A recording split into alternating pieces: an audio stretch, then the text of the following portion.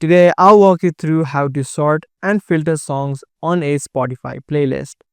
When you've created a playlist on Spotify based upon the songs that you've added in, the songs are going to be added in that particular order.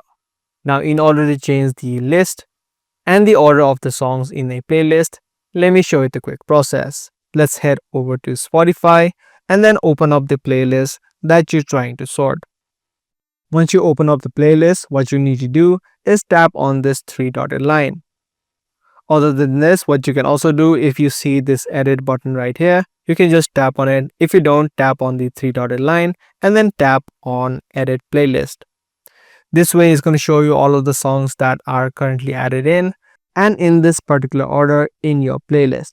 Now, in order to sort these, what you need to do is change the order. So for example, if you want to change the first song and drag it down somewhere else, you can just tap on this three horizontal lines. So you can place this song anywhere that you like. You can repeat this process for any other songs that you want to change or sort in your playlist.